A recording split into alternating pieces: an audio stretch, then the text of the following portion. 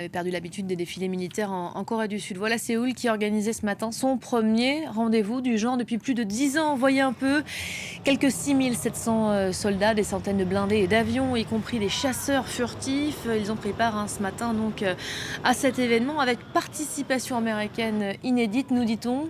Une démonstration de force au moment où les tensions avec le voisin du Nord sont à leur comble. On va retrouver tout de suite à Séoul notre correspondant Sébastien Falletti. Bonjour Sébastien.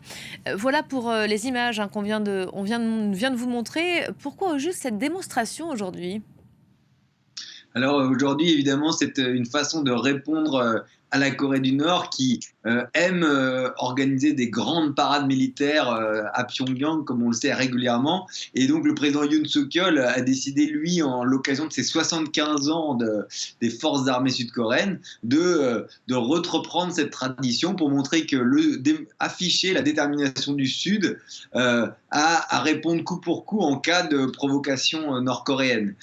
Alors aujourd'hui, c'est malheureusement un grand crachin qui s'abat sur Séoul, et donc les fameux avions furtifs, notamment les F-35 d'origine américaine, mais aussi le Kf-21, qui est un avion prototype sud-coréen, sont restés au hangar. Mais on assiste à un défilé dans le cœur de Séoul, devant une foule assez clairsemée, mais quand même intriguée. Il s'agit vraiment de mettre en scène la force de la Corée du Sud. Et ce matin, le président Yoon Suk-yeol a fait un discours extrêmement offensif, mettant en garde Pyongyang contre l'usage de l'arme nucléaire, et en disant que la Corée du Sud, avec son allié américain, réduirait le régime nord-coréen en poussière si il osait utiliser l'arme nucléaire. Et comme il l'a dit lui-même, l'arme nucléaire n'offre pas la garantie à Pyongyang. Donc c'est une mise en garde. Donc cette parade fait partie de cette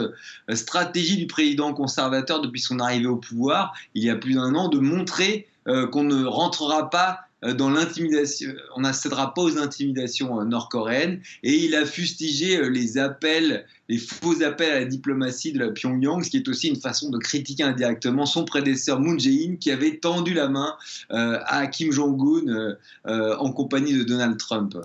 Sébastien, ça c'est pour l'image, la vitrine comme on dit. On va peut-être aller au-delà parce qu'au même moment se jouent des négociations beaucoup plus importantes avec les Chinois et les Japonais aujourd'hui.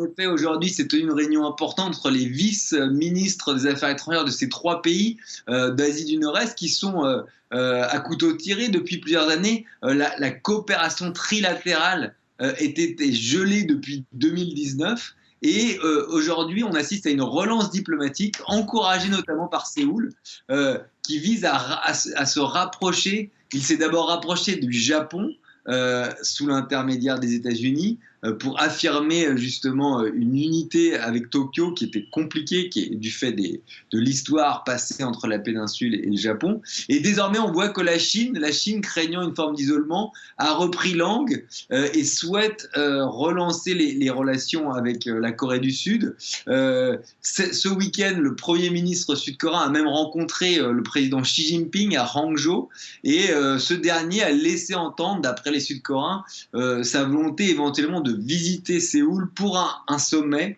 avec le président Yoon Suk-yeol et peut-être avec le Premier ministre japonais Fumio Kishida. Donc on est dans un processus actuellement pour essayer d'amener une nouvelle coopération dans cette région.